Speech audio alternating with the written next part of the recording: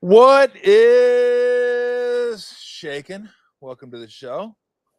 It's sponsored by Fieldwork, the official non-alcoholic beer of your San Jose Sharks. Joining us now, he'll join us a couple times every month throughout the course of the season. Good friend of mine and the head coach of the Golden State Warriors, Stephen Douglas Kerr. Hello, Steve. Hello, Thomas. How are you?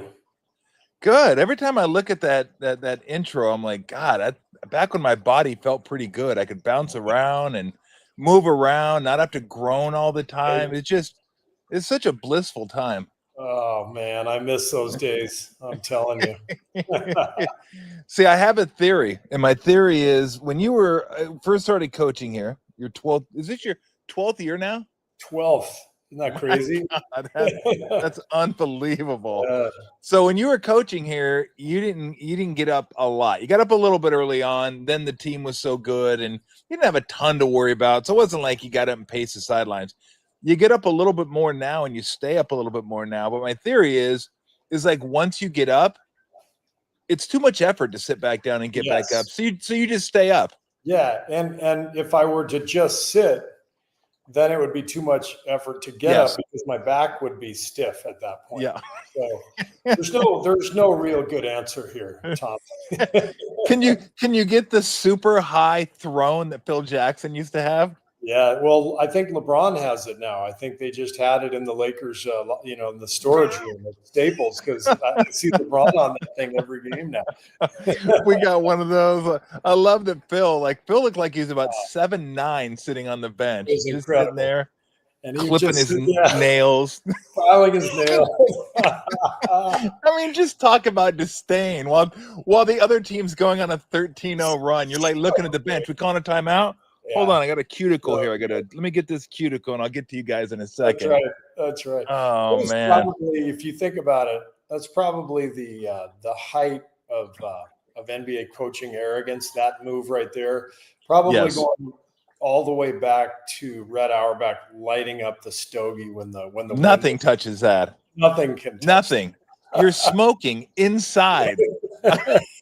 And you just your own team's probably like, fuck, are you kidding me? We got to say,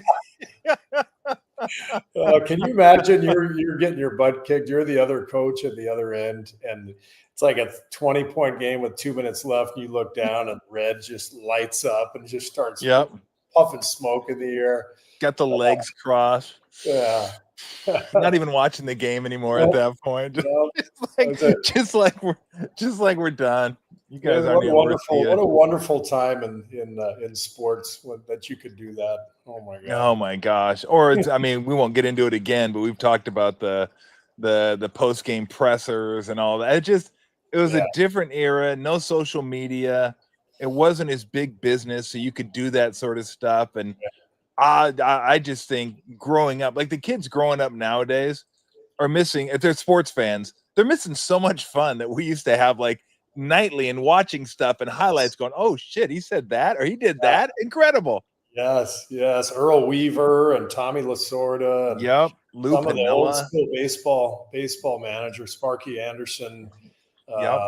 They were just renowned for post-game press conferences. And it was definitely a different time. You got to be very careful about everything you say these days, as we both know. But it's a different era in sports for sure. Yeah, no more seeing a manager in the corner of the dugout like Jim Leland doing the reverse. Like, who are you hiding it from? Like the smoke's coming out of your nose. What are you hiding the cigarette from us?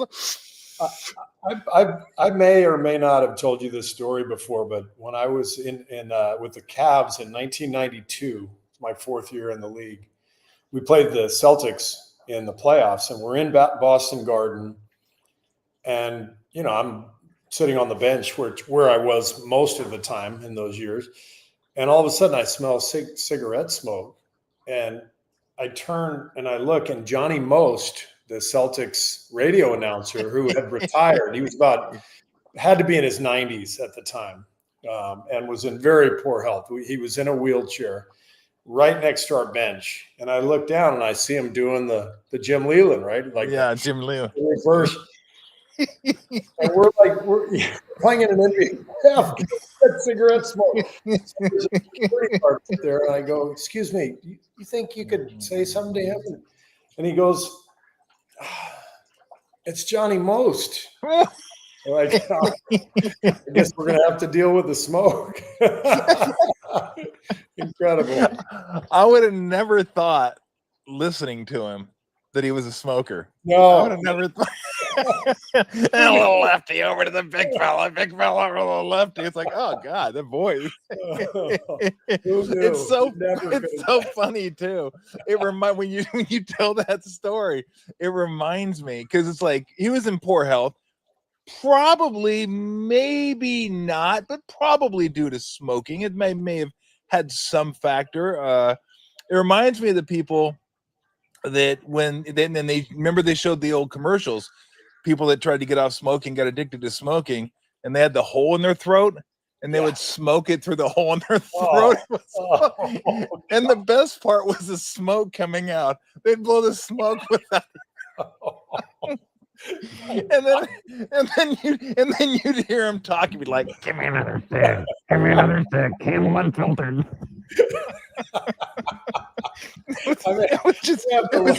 I'm gonna have to look those up on the internet. They're so bad. I don't even know if I can watch those. Those did scare me though. They did what they were supposed to do. That was the scared straight of cigarette commercials. Like, oh my God.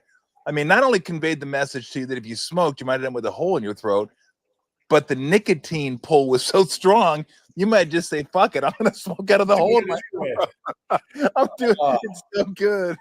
All right, let's get to some hoops. Good start to the season last night. I thought defense was good, not great. I thought, Luka did his thing. Other than Luka, I thought you guys bottled him up pretty good. To me, it kind of came down, you tell me if I'm wrong, a lot to you guys made threes, they didn't. You made free throws, they didn't. Yeah, I mean, it was definitely one of those analytics dream games. It all came down to math. What's up, Lulu? Yeah, there she is. There she is. She's like, "Hey, look at Steve's here." Lulu's on the ground next to me. She may make an appearance at some point. Yeah, your Lulu is not necessarily a lap Lulu. No. She thinks she is sometimes, but they all do. Yeah, that's right. They all do. Yeah, it was a really good first game. I mean, once we got the turnovers under control after halftime, we were in great shape, and I think we had maybe 5 or 6 in the second half. One of which was the last play where we ran the shot clock out, and but that first half we gave up 6 or 7 transition opportunities with turnovers, charges. Once we figured that out, we were okay with Luka hitting twos. We just felt like if I think we even said if he gets 40, but we're not fouling him and he's shooting 17 footers, we feel pretty good about winning the game. And it's kind of how it played out. By the way, that guy, I mean, there's nothing you can do. Nothing. It's insane. I mean, especially now that he's dropped the weight, he looks good, he's moving, he's a little bit quicker. He's just so big. Once he has you on his hip, it's over. Yeah. He's just done at that point. He's so smart. He and Jimmy Butler both, they just understand the game, the way it's officiated, the angles. They understand body contact, to get a guy on your hip or you're driving and you create the angle to create the contact. And, there's always a couple when you play Luka. I'm sure the opponent, thinks the same way with Jimmy. There's 1 or 2 where you're kind of like, I don't know about that call. But then you watch the tape. These guys over and over again just know how to draw the foul, and they're legitimate fouls. So when you're that skilled and strong and talented, it's in today's game with all the spacing and the way the rules are, man, those guys are almost impossible to stop. No, there's no doubt about it. And when I said you guys shot free throws well, I should have just said Jimmy shot free throws well. What did he go? Was he 16 for 16, 13, something like that? Yeah. And then Steph was 8 for 8.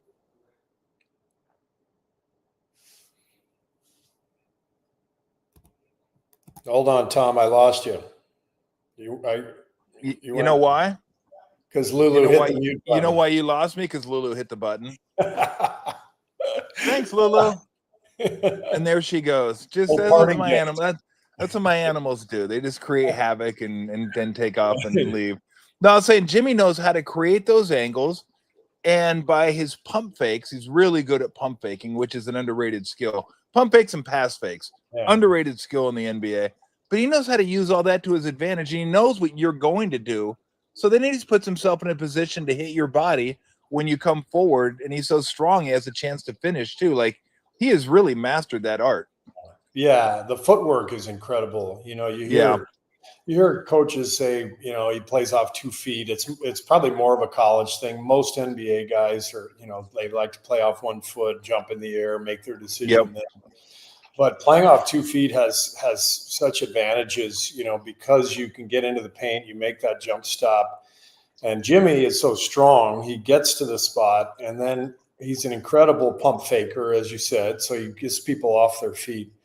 But if they read it well and they don't leave their feet, he finds the open shooter because he's penetrated and he's got the ball in the paint and the defense has to collapse. So he's an incredible player. It's fun to watch him because it doesn't jump off the page, his talent, you know, like it does with Kevin Durant or LeBron, but he's equally as efficient as those guys because of his wisdom and his strength and his fundamental base and just his amazing feel for the game. So he's been awesome for us.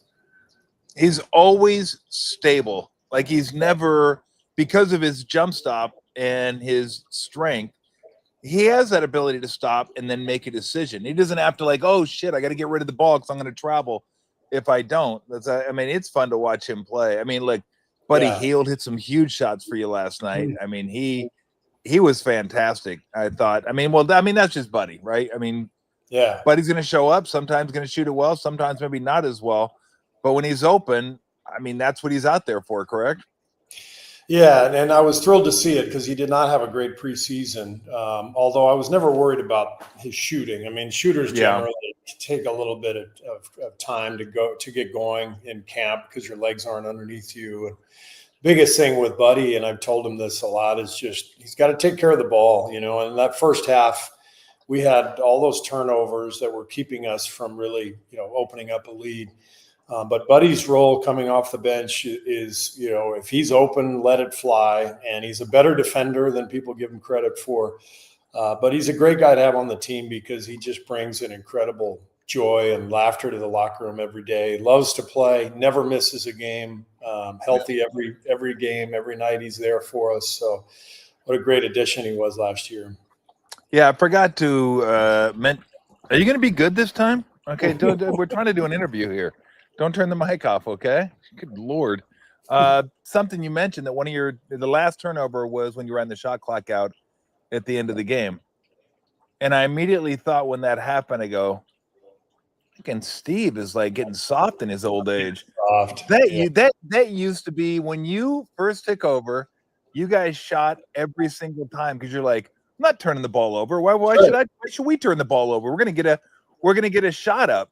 Did the players finally just kind of, wear you down and like you're just at this point you're like, it's not a battle I really need to fight? That's mainly it. I don't need to fight that battle, but it still annoys me. For a while, I was like on a one-man crusade to change. Why does anybody get mad if there's a shot clock differential? You're down or up, you know. Yeah. Why do players get mad? Why is that insulting? The game is telling you to shoot. Why should anybody take a turnover? I think my favorite one ever was about probably 4 or 5 years ago. And I know what you're going to say. Yeah, Jimmer Fredette was on a 10-day with the Knicks, and they're playing Portland at the Garden. And he races down. He just gets in the game for the last couple of minutes, so he wants to get a shot up. They're down 20, not up 20, Tom. Down 20. Down 20. Yeah. And he races down the floor with 30 seconds left in the game, 6-second shot clock differential. And he launches a three. And Myers Leonard, pushes him, and looks at him like, "What are you doing?" And I'm watching. I'm like, well, he's shooting because they're down 20 and there's still time left in the game. And why are you offended? Why, why are you offended? It drives me crazy, but you're right. I'm not fighting that battle anymore. You're not fighting. They wore you down. You're just like, nah, okay, whatever. Maybe I'm with you though. Maybe I should go opposite and now get mad at other people when they do it. Really feed into. Yeah. I like that. I like that'd be counterculture right there. That'd be against the grain. It's funny because I don't know why I wouldn't get mad just as long as you're not coming down dunking 5 seconds into the shot clock and you're already up 20, or you're doing what Jordan Bell did in Dallas a couple of years ago. Throwing lobs and spiking the ball, and you guys are killing him. I was like, it's probably not great. That's probably not great form. Yeah, he came down. He one man fast break. He put it off the board and dunked it. Rick Carlisle wouldn't even look at me after the game. I was like trying to apologize, and he just stormed past me and went to the locker room. I think I texted him an apology. The best part. But the best part of that story, Tom, is I went into the locker room afterwards, and I go, all right, I want to poll you guys. Like anybody who thinks that was disrespectful, raise your hand. David West and Sean Livingston, old pros, they raised their hand. They're like, you can't do that, man. You can't embarrass people. Draymond raises his hand, and he's like, fuck that. You do that if you want to. You got to make your place in this league. You do whatever you want, JB. And I just sat there. I'm like, hey, this is not up to me at this point. But it's all changed. What's acceptable now has completely changed. Like a bat flipping, with some of the bat flipping in baseball were taking place 20 years ago, dudes would be getting ear-holed right and left. I mean, they would be getting destroyed, but it's different than what it used to be. I wanted to ask you, well, let me continue on with the game. Well, let me ask you this before I get to the game, because I want to ask you about some of the new rule changes. But Tim Roy told me this when we were doing the first preseason game about the it doesn't count as a shot attempt on buzzer beaters if it's outside of 35 feet, and there's like one other contingency. And I'm like, what are we doing here? We gotta tell these guys it's gonna be okay. It's not gonna hurt your percentage. Like, I want to know the one player that lost millions of dollars because they took too many buzzer beaters that killed their 3-point shooting percentage. It doesn't exist. He doesn't exist. It's like, I mean, are we that soft that we need to say, look, it's not going to count, so go ahead and shoot it? I mean, come on. The answer is yes. We are that soft. We are that soft. That's why I love Steph so much, is that he has never shied. In fact, he loves those shots. And I will admit, as a player, there were times in my career, I'm a 3-point shooter, and near the top of the lead, or in the lead at the in the end, near the end of the season. I'm like, I didn't quite get that one off. I mean, I'll admit it. I did it, and I now I look at it, I'm ashamed of. I see Steph, I'm like, what? That's how you gotta handle it. But I think what the league is doing is they just want those half-court buzzer beaters because the fans love those shots. And if the rule is going to encourage guys to let it fly, then I'm all for it, because a few of those at the end of games is good for the game. Why doesn't Adam Silver just give him $50,000 for every make then?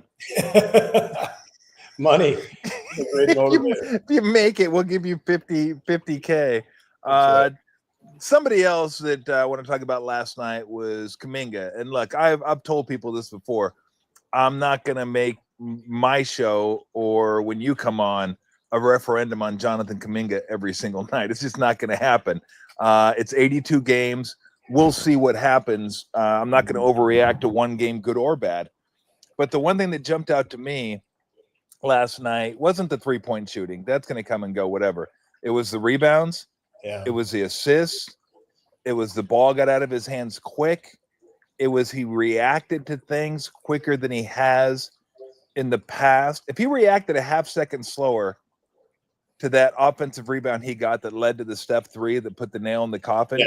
He doesn't get that offensive rebound. And, last year he would have reacted a half second slower. It just seemed like everything was moving for him a little bit quicker. And for one night, again, I'm not going to speak to what's going to happen in the future. For one night, like I looked at it and go, that's the vision of him helping this team win. Yeah, totally agree. That's the guy we need. The good thing is it wasn't just one game. He's been playing like this throughout camp. He's passing the ball better than he ever has. And the rebounding, he had 6 in 17 minutes in Portland. Didn't play in the second half because of the ejection. And then 9 last night. And so if he's rebounding and he's, getting us extra possessions, sprinting the floor, getting easy baskets, then that's the complement we need, next to Steph, next to Jimmy. And so he's really playing well. I think he's matured quite a bit. We've had a really good camp in terms of his embracing of the team and vice versa. Our vets have done an incredible job, Jimmy and Steph, just really encouraging him to stay with it. And, I do think someday we'll look back on this and we'll go, you know what, maybe it made sense that it took 4 years for a guy who from the Congo picked up basketball late, and the extent of his real preparation for the NBA was 8 games in the G League bubble, playing for the G League Ignite in Orlando. Maybe that wasn't enough to be prepared to join a championship team. And maybe these 4 years that we've just seen have been his education that every player needs. You and I got it in college from Wilson. I mean, it's like the game just isn't going to automatically click for someone without much experience. And so I'm really hoping that this continues because he can be a huge help. How do you plan on mixing and matching the lineup as you go forward in terms of not playing minutes with Steph, Horford, Draymond, Jimmy, the older guys? What kind of puzzle are you looking at there? It's a great question. I love our roster. I think we're really, really deep. I think, we didn't even have Moses and DeAnthony Melton last night. We're going to, have Seth Curry at some point.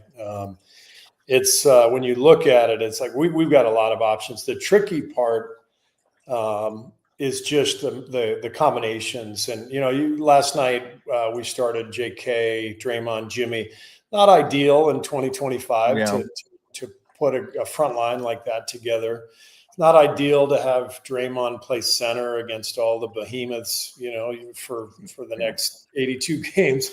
So we are going to have to mix and match. I think some of that will be taken care of by rest, by injuries. Guys are going to miss games. Al's not going to play any back-to-backs this year. But we're going to have to figure out the right combinations in order to make it all work. And the players are going to have to sacrifice because we got a lot of mouths to feed. Al Horford just seems like he was a plug and play, like he was made to play in a read and react system. Totally. Yeah. Perfect for our team. We've always wanted a space 5 who could protect the rim and rebound. And that's Al. He could play next to Draymond. He can play instead of Draymond.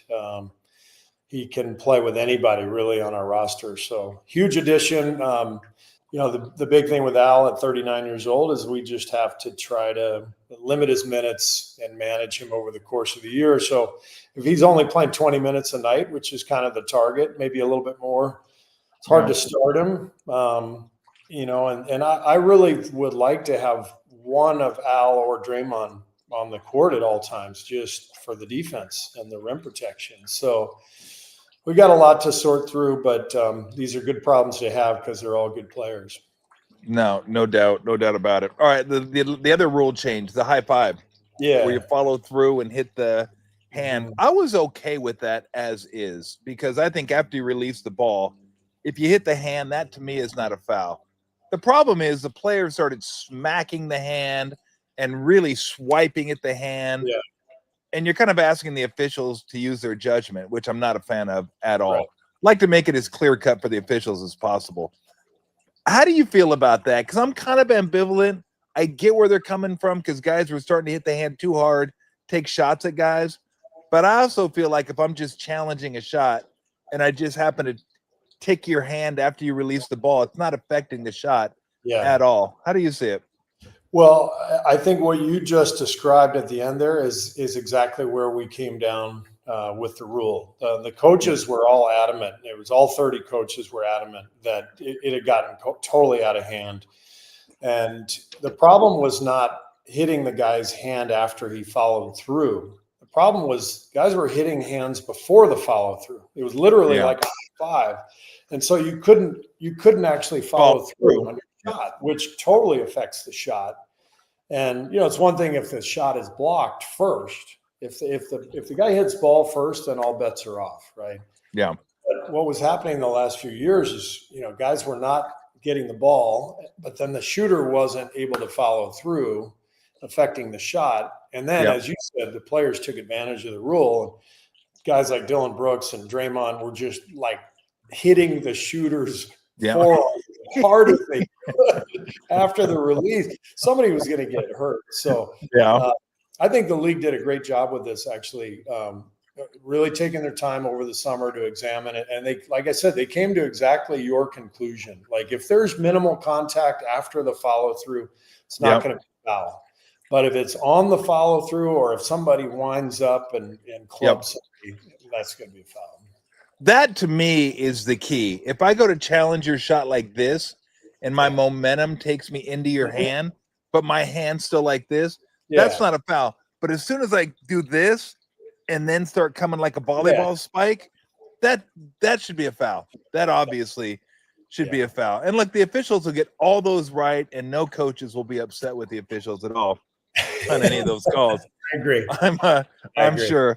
Yep. All right, I got to ask you one last question. Tony Vitello, the former head coach of the University of Tennessee Volunteers, is now the new manager. I should say manager, not coach. Manager of the San Francisco Giants. I'm not going to ask you about him per se, but what advice would you give a guy moving from a league, let's say college basketball, college football, college baseball, to the big leagues? What's the toughest thing you think for those guys? Because we've seen it in football, we've seen it in basketball. I'm kind of excited to see how it works in baseball. What do you think the biggest key is for those managers being able to go from like college kids to grown men? Well, first of all, I can't believe they hired somebody who had never coached at this level before. I mean, who would do that? Like, wait, what? Oh, no, oh, wait, never mind.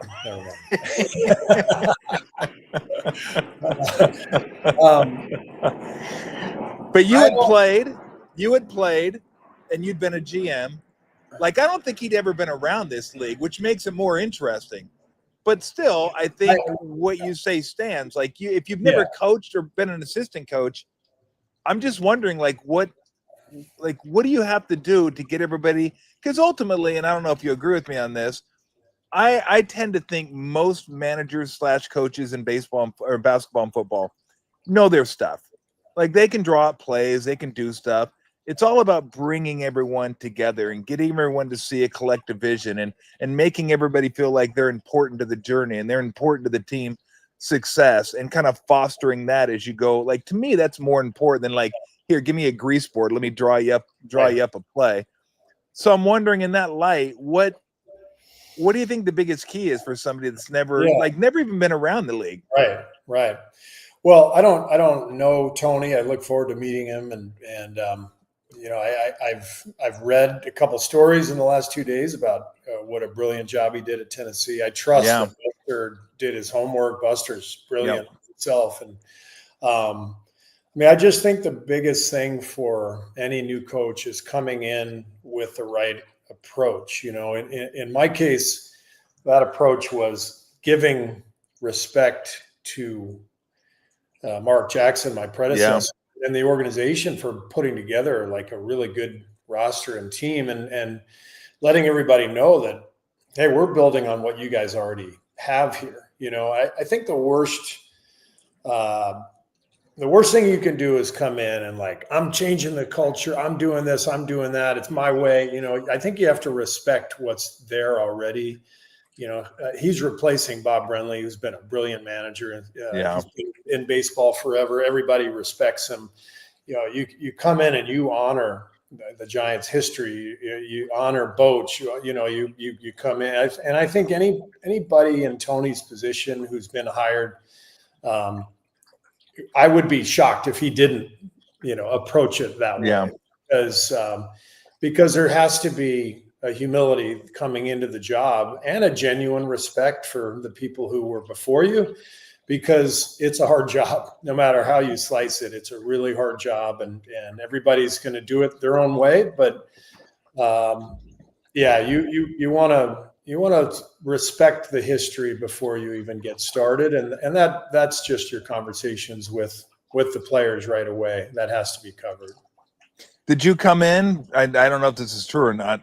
When you met with the team for the first time, did you wear all your rings and just kind of put your fingers up like this? I did. I was like this, and in my other hand, I was doing the upside down smoke. I had a cigarette going. Just went. See these rings, fellas. Actually, I think at that time I had a hole in my throat because I'd been smoking. Let me show you these rings, fellas. Look at it. Oh God, that's so bad. Oh, God, that's terrible. Are we gonna get in trouble for that? I hope so. Well, not you, but me. You will, maybe, but I don't. But I don't think so. No, I'll just. I don't know. Who cares? Who gives a shit? All right, Dodgers in. I'm not going to ask you who, but Dodgers in how many? 6. Okay. Ohtani, greatest postseason performance of all time, or greatest NLCS performance of all time? Let's say greatest non-World Series performance of all time. I mean, there's nothing to compare it to, right? Because nobody has ever done, both jobs. I guess Babe Ruth way back. Not at the same time, though, really. Yeah, not at the same time. Not in the same game. I read that Rick Wise once threw a no-hitter and hit 2 home runs. Yep. Is that right? Yeah, I think that was regular season. That's regular season. That's impressive, though. Yeah. I think the greatest World Series performance I ever watched was Reggie Jackson. Reggie. 3 homers against the Dodgers, and I think it was 77. And I was a, 12-year-old. You probably cried, didn't you? I cried. 12-year-old Dodger fan Steve was devastated, but I got to give Reggie his props. That was pretty special. Okay, I don't know if you probably. I was going to ask you if you cursed when you were 12. Of course you did. Did you curse or throw anything at the TV when Reggie moved his ass into the way of the throw from second base and the ball went careening into right field? Tom, you have no idea. I remember this. I was in my bedroom by myself watching the game and was crying and screaming at the TV, screaming at the umpire. And I was reminded of that play the other night when the guy on Seattle, I think it was Naylor, jumped up and turned. The ball hit him in the head. Yeah. That was the first thing I thought of was Bill Russell throwing to, trying to double up Reggie Jackson. And I remember right away thinking, why did he throw it so low? Like, if you throw it at your head, like there's no way somebody's going to get their head in the way. But anyway, that I was mad. I was mad too. I was were you a Dodger fan at that point? I was a Dodger fan until probably about 80. And then once everybody left, I was like, and it was easier to get to Angel games. And I was an Angel fan by then anyway. Well, you lived relatively close to Angel Stadium, right? Yeah, we used to go to a lot more Angel games than Dodger games. So we go down there. And so I like the Angels, 80 Angels and all that. But yeah, I mean, look, even though I don't root for the Dodgers anymore at all, there's one team I will never root for, and that's the Yankees. So last year I wanted to see the Dodgers win because it's anybody but the Yankees. So I was so mad. I was like, how could you not see him stick his ass out? How is that possible? You're standing. I don't know if it was Richie Garcia that was, I don't know, I forget who it was, But I'm like, he stuck his ass out. He moved it. He moved it into the ball. How did you? And I'm sure Lasorda was saying that along with a bunch of F-bombs, but that to me was one of the biggest mysteries, like how they couldn't see that and how they did not call that. And that was an important point of the game, too, if I remember correctly. Yeah. 12-year-old bawling Stevie was well aware of what a crucial part of the game that was. Tommy Lasorda running out. Oh man, that was a tough one. Those are good times. All right, my friend. Thank you so much. I always appreciate it. It's always fun talking to you, and I will probably see you tomorrow night as you guys take on the Creamy Nougats, and I'll talk to you on the show in a couple weeks. Sounds good. All right, Tommy. Thanks, Stevie. See ya. I appreciate it. All right, that's the head coach of the Golden State Warriors, Stephen Douglas Kerr. Yeah, I was mad too. I just couldn't believe that they could not see Reggie Jackson stick his ass out. It just, what are we doing? Like, seriously. I've never seen a guy jump and turn, though, and Naylor got dinged in the back of the head. That's gutsy. That's like, whatever. Now that's taking one for the team. That is absolutely taking one for the team when Josh Naylor ran to second base, tried to break up double play. He jumps in the air and turns and then just took one off the back of the helmet. They called him out. He can't do that. Like, you can get hit. You can't jump. Like, try and get hit. But yeah, the Reggie Jackson one was just, that was disappointing. I remember being highly agitated by that. So, yeah, I mean, Tony Vitelli, I'm not sure if that's exactly how you pronounce it. I mean, like, I don't follow college baseball, like, at all. So I know Tennessee, and I know Tennessee has been really good. So it can't be that hard. Vitello. So that it'll come to me. I said Tom earlier today. At least I got the Tony part right this time. I mean, I got to give the guy. I shouldn't be getting the guy's name right. He won a national championship, for God's sakes. But yeah, I don't know. I don't know how this is going to play out. I know a lot of people are probably thinking, why would you leave Tennessee? Why would you leave that job right now that you've built into a power, playing in the SEC at Tennessee? You probably get the NIL. I mean, they got to fund a lot of programs down there now. They got to fund. It's not just football.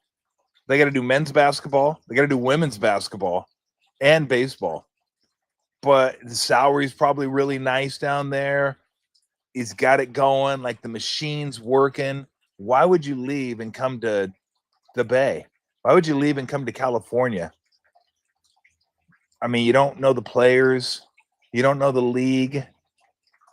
I mean, he knows the league in terms of like some of the players, but not as well as he's going to by the start of the season. He doesn't have time. He was managing his team. So taxes, I think the taxes are a little higher than Tennessee. I'm gonna have to look on, make sure I fact check that. But here's what I think some people miss. I think these guys that are that driven want to find out if what they do works at the highest level. Can I win at the highest level? So it's not about the lifestyle. It's not about, hey, I got my program rolling. I can stay here another 10 years. And this is going to be, chill's not the right word. Easy's not the right word. But again, it's like a machine, right? The viscosity is good. It's all nice and oiled, and it's just running. The machine's running. It's not running as smoothly here as it is at UT. So why would you do it? Again, I think these guys are driven. I think they want to see if what I do, what I bring to the table can work at the highest level. I also think there's a draw to an organization like the San Francisco Giants. I mean, this isn't really. Can I finish my show? We're talking Giants, but you want to talk Giants baseball? You like the Giants? You like the Giants? You do like the Giants. Okay, she likes the Giants. Okay, she's got her headphones on. What the heck's going on? Oh, you got Kai too? Well, you might as well bring him over and let him join the show. Everybody can join the show. Good Lord, Camila, your pants. Okay, let me finish what I'm doing. You're gonna make me. I'm getting old now. Okay, I can't like keep my. What's up, buddy? You want to say hi to everybody? Say hi. Say what's up. You wave, I wave. You gonna wave? I wave. Okay. Hey, buddy. God dang, you're heavy. You are a lump. There you go. You got the grandkids today.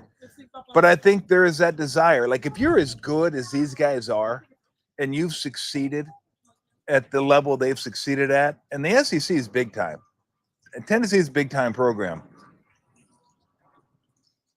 Some of these guys just have the desire to find out, can I do it with the big boys?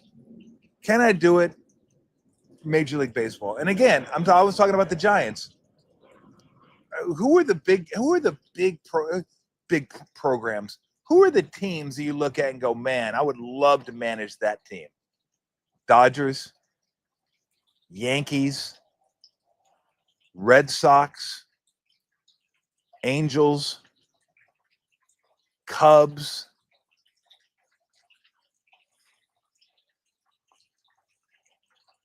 I mean, who else is there?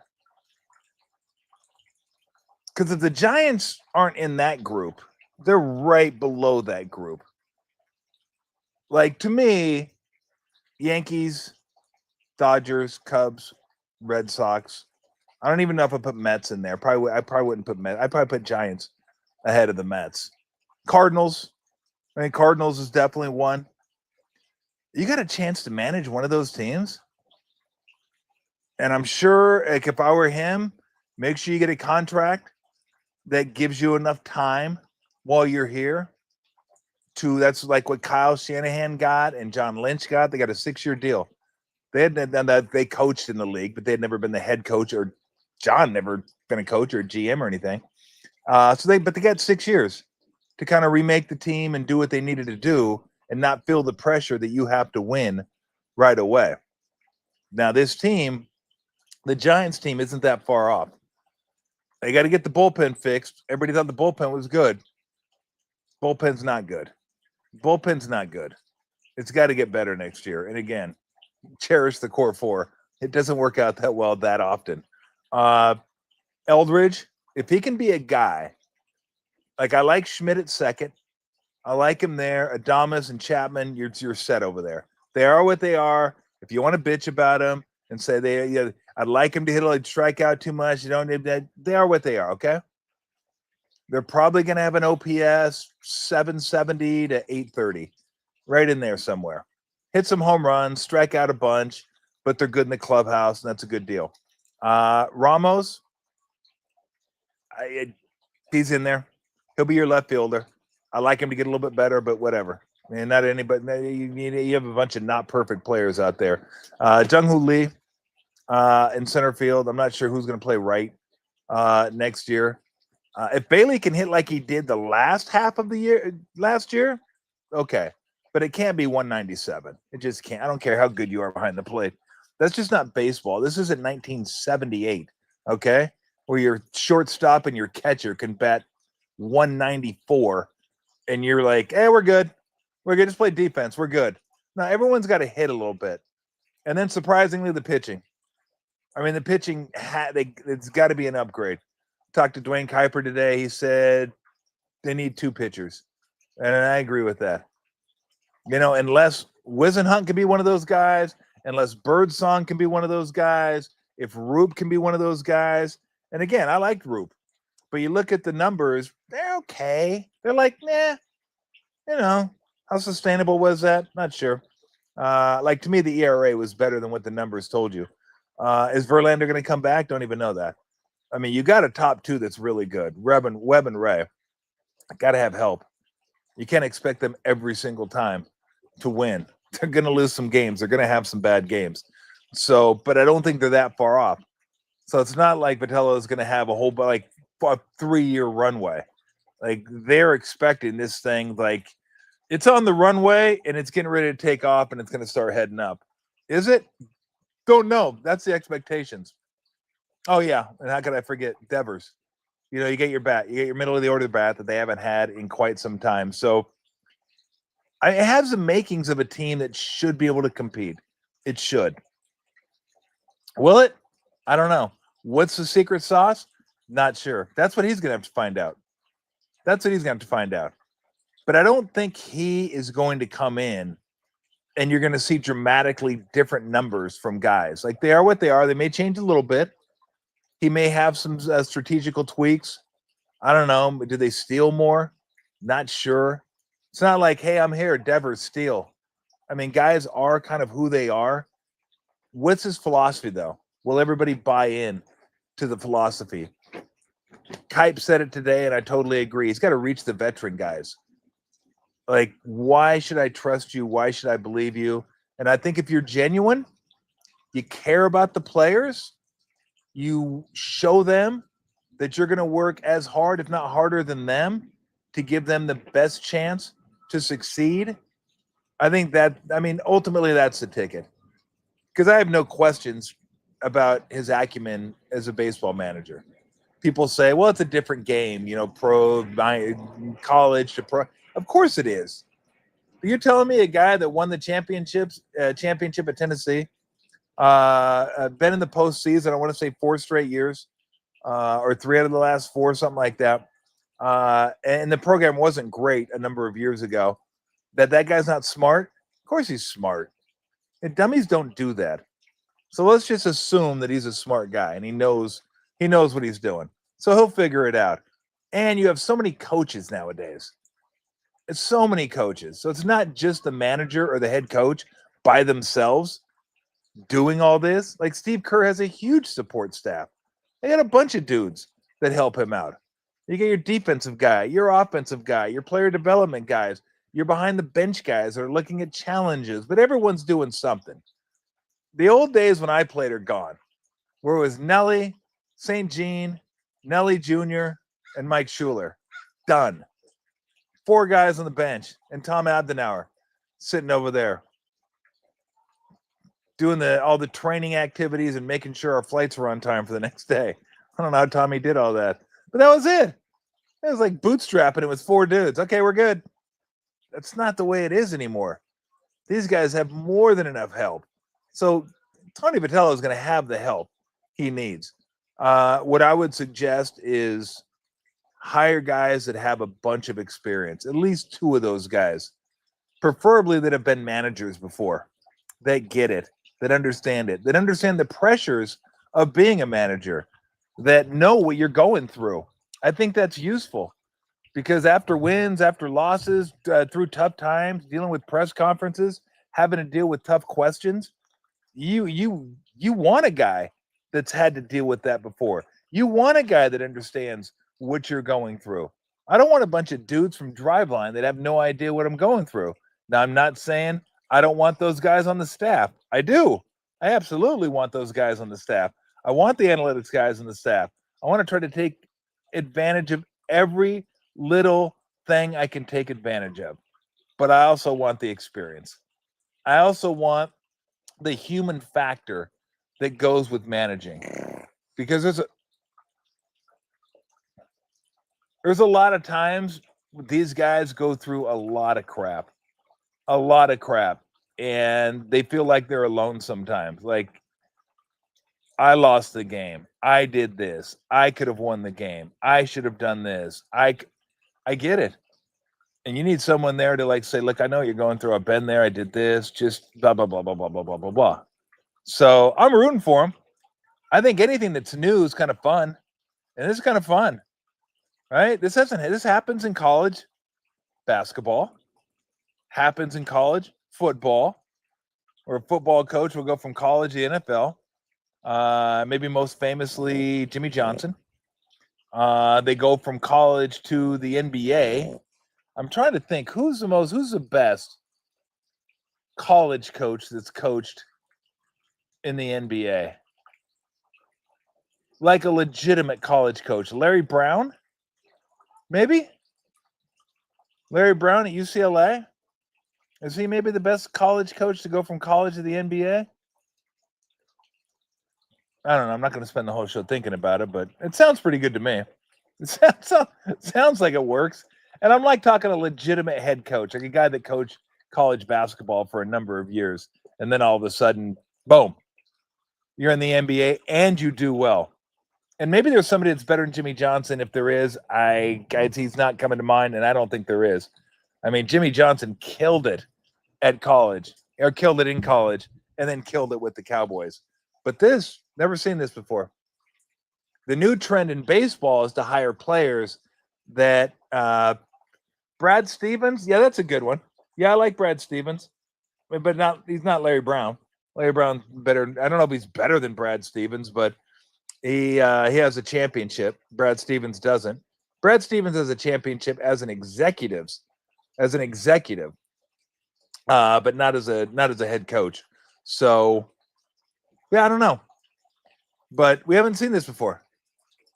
Again, let me get back to what they are doing is hiring former players that maybe don't have any managing experience. Maybe we're in the minor leagues coaching a little bit. Bring them up to be the managers. Don't get to pay them that much, and then just hand them their marching orders. Like, here's how we're going to run the show. Here's how we're going to set the lineup. Here's how I want the bullpen used. Here's what we do here. Here's how we do this. I don't think this isn't going to be that guy. You're talking about a guy that's used to running the whole show. Like, the whole program was under his umbrella. That is not a guy you bring in and say, okay, here's what we want you to do. Here's how we'd like you to set the lineup. Here's how we'd like you to use the bullpen. Billy Donovan's a good one. Not Larry Brown, but a good one. No doubt. And had great success in college. Rick Pitino didn't have any success in the NBA, but college. But again, Vitello's the guy that's run his own show. So usually in college, they're a little more forward thinking when it comes to analytics. Now, I don't know about Tennessee.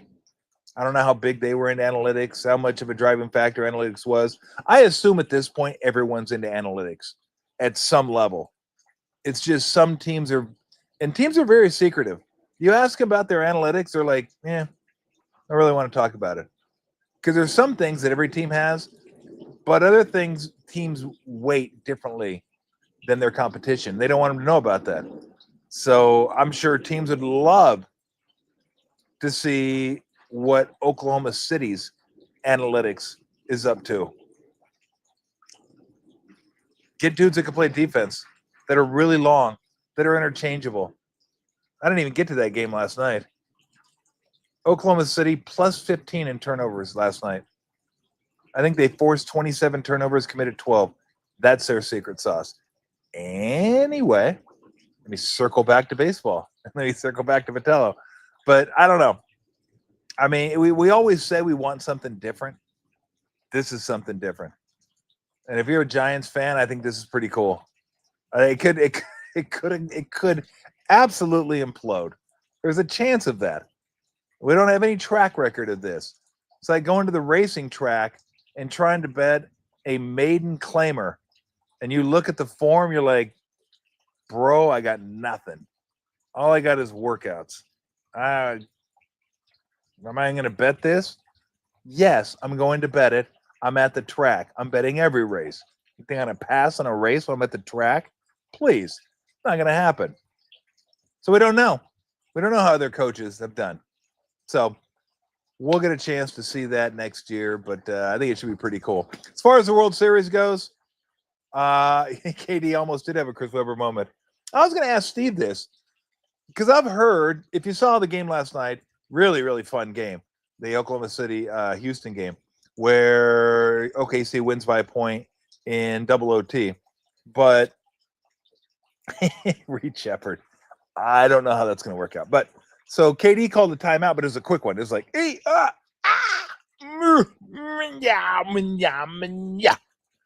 and he but either they didn't see it or they didn't recognize it. I think officials cannot recognize a timeout if you don't have a timeout. Like, they don't have to call it.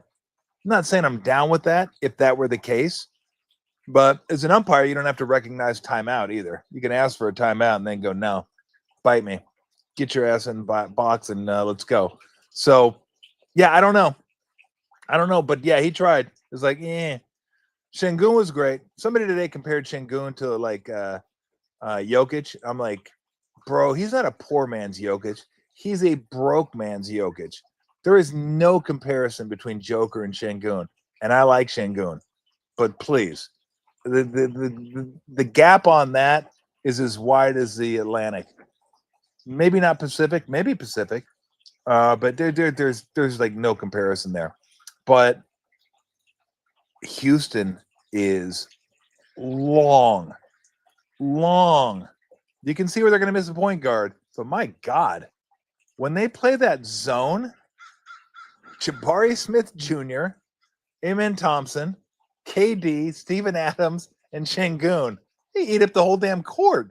It's a massive lineup. I think they averaged like 6'10", 6'9", 6'10". It was incredible.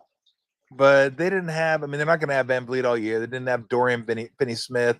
So I don't really look at teams until about the first month before I kind of look at them and go, okay, this is what this team is. This is who I think they are this year.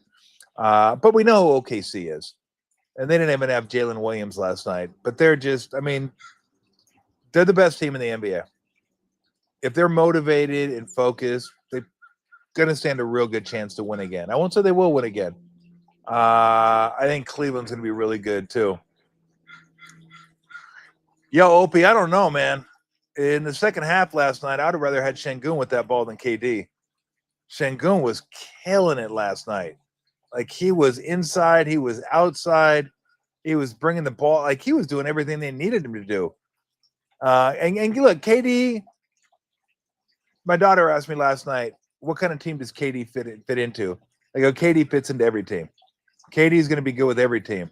It doesn't mean it doesn't take you a little bit to kind of find the sweet spot of every team.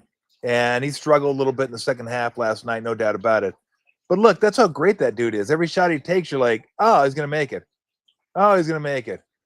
Oh, he's going to make it. No, he can't make everything, but he'll be fine. He'll be fine. Will the Rockets be fine? I don't know. I'm missing all the talk on Reed Shepherd. Analytically, he was good defensively coming out of Kentucky. Don't see it.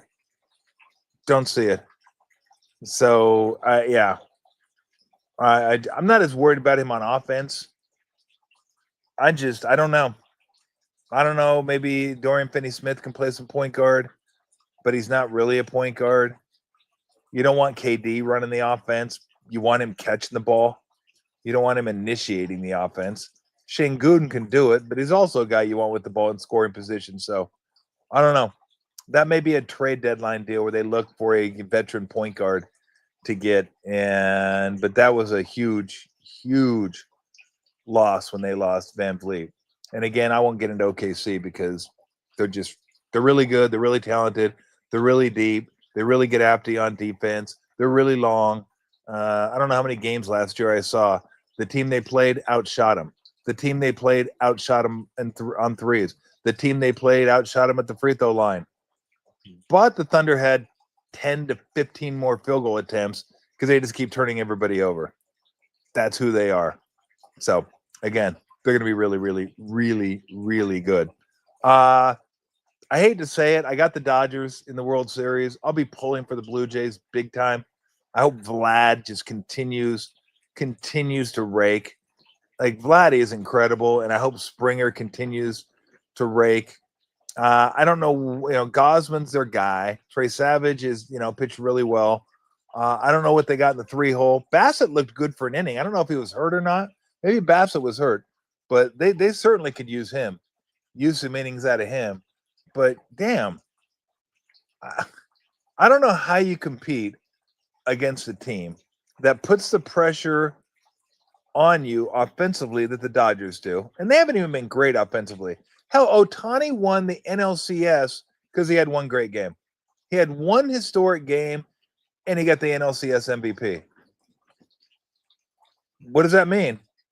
It means nobody really did a whole heck of a lot on the offense. Snell was fantastic. Glasnow was fantastic. Yamamoto was maybe, if not fantastic, he was really damn good. I don't know how you compete against that. I don't know how you compete against Snell, Glasnow, Yamamoto, Ohtani. Those are your four. Most teams this time of year are trying to find three, and then we'll figure the fourth out. These guys are like, it's embarrassing. We got four. We could go five if we had to, but we got four. We're good with four. So I would love the Blue Jays to beat them. I would love for them to beat them. I don't know. I hope they keep breaking. It'd be cool if they did. It'd be a fun story. See the Blue Jays beat the Dodgers. And let's be honest, at this point, anybody beating the Dodgers would be a fun story. I'm totally down for that. So let's go Blue Jays. I used to have a Blue Jays hat. I think it had a number 5 on it. George Taco Bell. So, yeah, I agree. The Dodgers are going to have to help the Blue Jays along. There's going to be some bad base running, maybe some bad fielding, maybe give the Blue Jays extra 90 feet occasionally.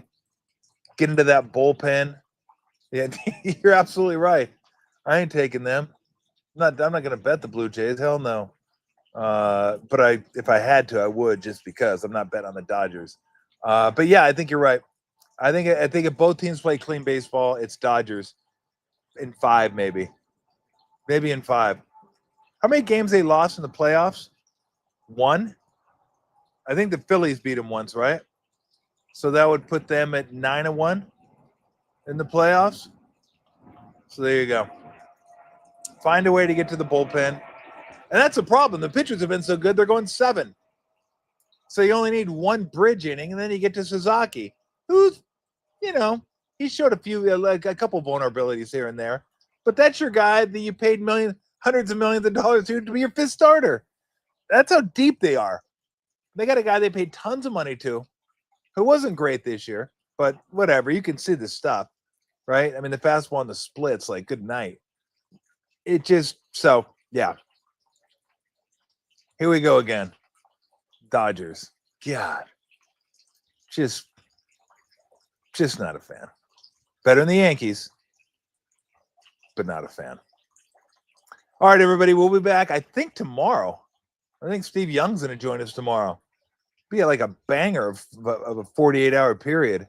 We had Kipe today, who's always incredible. I love Kipe. Love catching up with him. Steve Kerr, who is going to come on with us every couple weeks. Fun catching up with him. And then number 8, the Hall of Famer, said he'd come on with us. Look at that squirrel. I got all the animals out here. I had the bunny, got the kitties, always have Lou. Lou's always out here. And the squirrel decided to show him, say, what's up. So, yeah, it's been a good. And then Friday, Paulie Mack and Tony Ryan are going to come to the backyard. We'll talk a little Bay Area Sports Collective. Not really. I mean, we'll mention it. But we'll talk Giants. We'll talk new managers. We'll talk Warriors and all kinds of good Bay Area stuff. Texans hosting the Niners. And then Monday, they're going to do a show from Longboard Pizza on Monday night. And I'm going to go over there before my Warrior duties. So they'll come over here at noon in the backyard.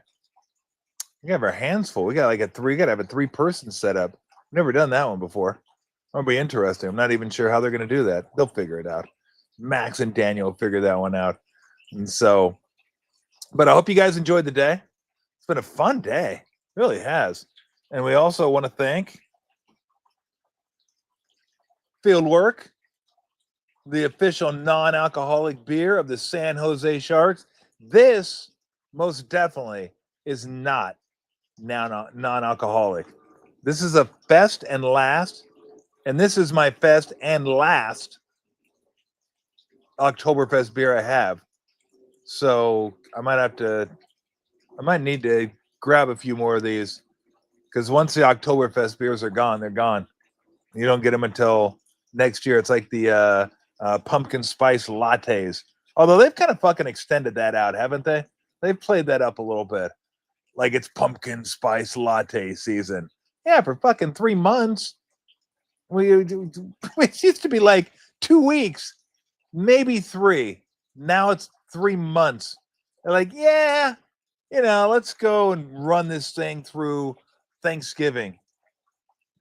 And while we're close enough, let's just run it into Christmas and we're good to go. So, but Oktoberfest beer, I think it maybe another week or 2, and that's it. It might even be done. So I got to make sure I get like another 6 or another 4-pack of these, because once they're gone, I get no more until next year. So anyway, what are you gonna do? Still loving the pumpkin. I'm gonna miss the pumpkin. Although we're gonna keep the pumpkin until Thanksgiving. That pumpkin's staying. I like that pumpkin. In fact, I might just keep it in like May. Just have it's always good to have a gourd on screen, is it not? Who has a gourd on their screen? I do. We do. I like gourds. So maybe we'll keep that there for a while, just for the hell of it. Because I like it. I like it. Oh yeah. 6-0 against the Dodgers this year. 6-0. I don't care about their pitching staff. I don't care about their hitting. I don't care. 6-0. Angels own the Dodgers. What does that mean? Nothing. I have so little to hold on to, okay? I really do. I have nothing keeping me going as an Angel fan. Like nothing. It's just sad. I just want to sit in the house and drink.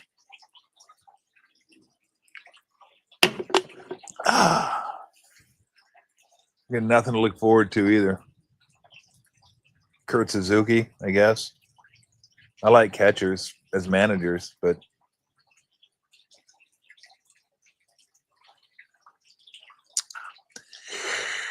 it's all bad. All right.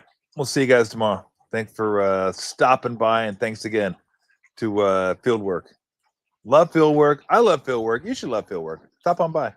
Pick up a 4-pack. Or if you're up and if you're down at the tank during a Sharks game and you want to have that so tasty IPA taste without the alcohol, get yourself a Headliner, because they are the official non-alcoholic beer of the San Jose Sharks. Until tomorrow, see ya.